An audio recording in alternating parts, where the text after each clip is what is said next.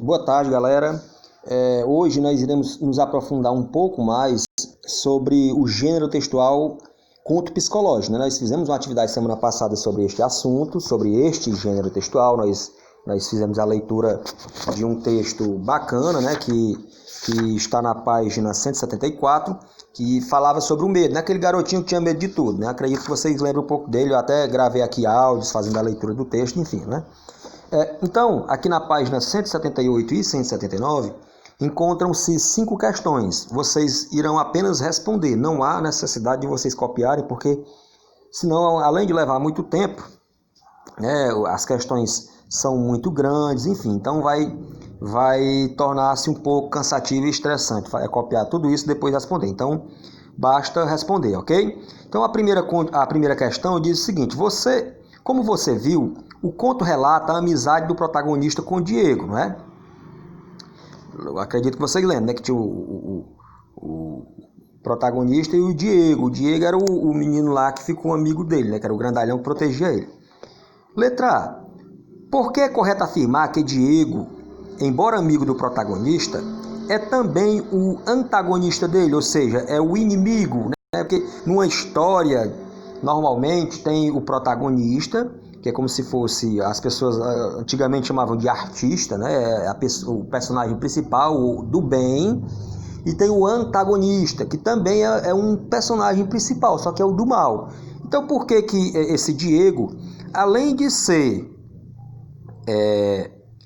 amigo do protagonista, ele também é o antagonista, ele também é o personagem do mal, que é contra o personagem principal? Então é bem fácil, se você tiver lido e ouvido a história, você compreenderá.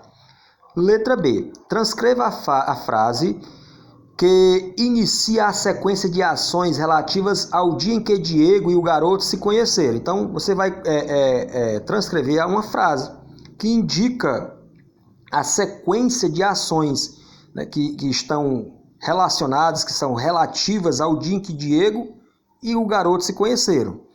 A letra C, agora escreva em seu caderno a frase que inicia o relato do contato de ambos, né? Então, você vai ter uma frase que relata o contato entre os dois, entre o Diego e o protagonista, o garoto que tinha medo de tudo.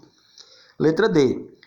Quanto tempo parece ter transcorrido entre os momentos relatados nas frases que você leu, que você deu, como respostas aos itens B e C? Então você acha que lá da resposta que você deu, os acontecimentos que se sucederam lá na resposta que você deu no item B, até chegar à sua resposta do item C, foi quanto tempo, né, na história? Você acha que isso demorou quanto tempo? O começo da relação entre eles e o andamento da relação entre eles.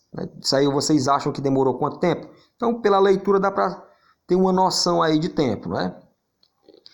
Entre um momento e outro, são apresentadas algumas ações, certo? Então, entre o momento B e o momento C, são relatadas algumas ações.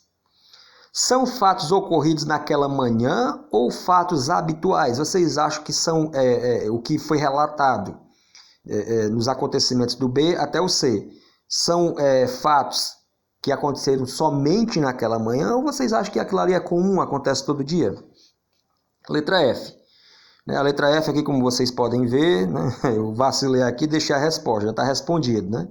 Vamos aqui para a segunda questão. Releia a seguinte passagem. Por ora, estava ali, naquela manhã fria, indo para a escola. O olhar em névoa, as mãos dentro do bolso da jaqueta. Bem, letra A. Que sensação térmica, ou seja, estava quente, frio, mais ou menos, como era que estava a sensação térmica indicada nesse trecho? Muito fácil, não é? Como ela contribui para contar a história do personagem? O clima mesmo, o ambiente, contribui de que forma para contar como é que estava o personagem? Observe que o título do texto é Medo, não é? Então, vamos lá. Letra B. A névoa é uma referência ao mundo exterior. Névoa é neblina. ou ao mundo interior do personagem? Você acha que essa palavra, névoa, fala aqui do ambiente, né, se realmente é neblina, ou é o mundo interior do personagem, se ele está vivendo um momento ruim, um momento escuro, um momento, sabe, de nevoeiro, passando por problemas. Então você vai imaginar aí, tá bom? Terceira questão. Releia estes fragmentos. A sua paciência, como giz, vivia se quebrando. Segunda. Na multidão, ninguém o notava, nada tinha a recear, era a sua hora macia. Se antes era frágil, casca de ovo, agora ele se sentia forte. Letra A. Considerando o contexto do conto, explique cada uma das frases acima com base nas imagens destacadas em negrito. Então, o que é que ele quer dizer aqui? A sua paciência, como giz, vivia se quebrando? Tente explicar aí. Eu vou explicar essa daqui e você vai fazer o restante com as demais, tá bom? Então, vamos lá. Deixa eu ver aqui. Isso quer dizer que a paciência dele, que era, né? A paciência dele, como giz, se quebrava com facilidade. Vivia se quebrando, ou seja, ele tinha uma paciência frágil, ele perdia a paciência com facilidade. Né? Então, é isso que quer dizer. Agora você vai explicar o ponto 2 e o ponto 3. Isso para responder a letra A, tá bom? Agora vamos para a letra B. Quais dessas imagens são metáforas? Ou seja, quando ele diz uma metáfora é quando você compara, uma espécie de comparação entre coisas, só que na verdade entre seres. Só que na verdade você fala o que quer, mas utilizando outras palavras. Né? Quando, por exemplo, você diz que está com dor nas cadeiras. Observe que cadeira não sente dor, você está comparando o seu quadril a uma cadeira, né? Então é uma metáfora. Então você vai dizer dessas três partezinhas que estão em negrita aqui no ponto 1, ponto 2 e ponto 3, quais são metáforas, né? Cadê? Deixa eu ver. Letra B, letra C.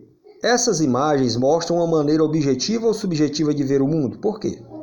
Bem, o que é subjetivo e o que é objetivo? Objetivo é quando você diz o que realmente é. E subjetivo é quando você coloca as suas impressões sobre algo que é.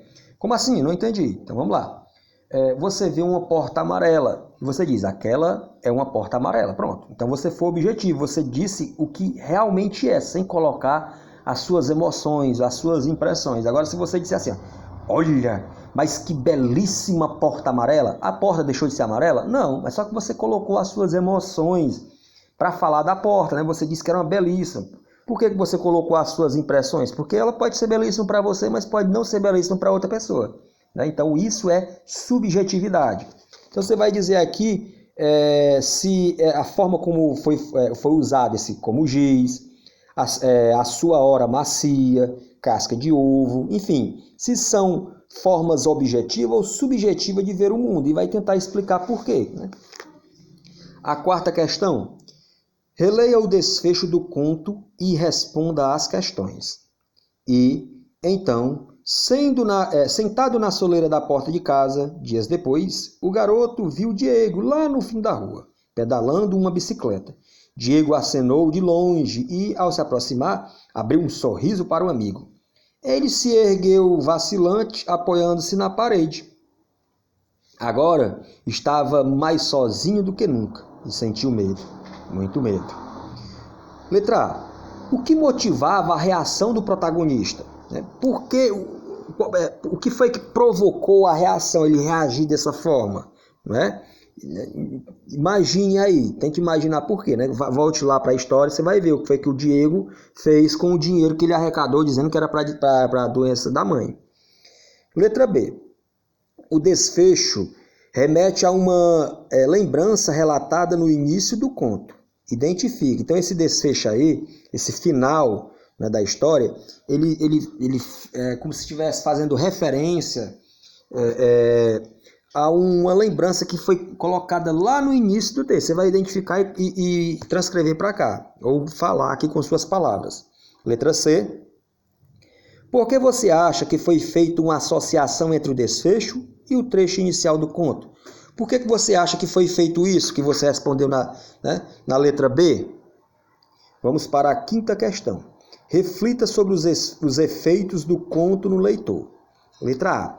O conto narra uma aprendizagem muito difícil, a de que algumas relações, envolvem manipulação, não é verdade? Observe que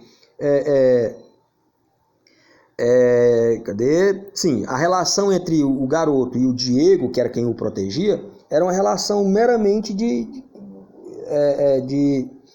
como é que eu posso dizer? Ele queria se aproveitar daquilo ali, né? Então, ou seja, ele estava se aproveitando da situação, o Diego, né? Se aproveitando da situação para extorquir o garoto, né? que sentia medo, o garoto, o protagonista. Todavia, não podemos atribuir a Diego toda a responsabilidade pela tristeza e pelo medo do protagonista, na verdade, porque o Diego ele já tinha medo. E outra coisa, ele quis sentir-se protegido através de outra pessoa, quando na verdade ele não precisava, não é? Você concorda com essa afirmação? Isso aqui é pessoal. Se você concorda, você vai dizer por que você concorda. Se você não concorda, você vai dizer por que não concorda, tá bom? Letra B. A decepção com o Diego é parte de uma aprendizagem maior, pela qual todos passamos no processo de crescimento, né? Ou seja, o garoto ficou frustrado com o que o Diego fez com ele, né? Então, você vai dizer qual é a aprendizagem que tem aí. Aqui ele afirma que a decepção do Diego faz parte de uma aprendizagem maior. Então, qual é essa aprendizagem maior? Tá bom? Então, pense aqui um pouco e coloque aqui no papel, respondendo essa questão. Letra C. Diego pode ser visto como o antagonista, ou seja, o personagem principal do mal, mas também apresenta traços que podem comover o leitor. Né? Ou seja, tem momentos em que o leitor pode ficar comovido com a situação de Diego. Por quê? Né? Você vai explicar por quê. Pronto. Então, a atividade de hoje, galera, é basicamente isso. Eu tentei explicar da melhor forma possível, mas mesmo assim, caso sintam dúvidas, podem ficar à vontade para perguntar, né? Agora, não esqueça de que, sem ler o texto e sem ouvir o áudio que eu lancei lá na semana passada, segunda-feira da semana passada, fica impossível você conseguir responder com propriedade essas questões. Então, para você responder, você tem que ler o texto. Não entendeu? Volte e refaça a leitura com calma, com atenção, para que possa entender a história. Sem entender a história, não dá para responder as questões, tá bom? Então é só isso.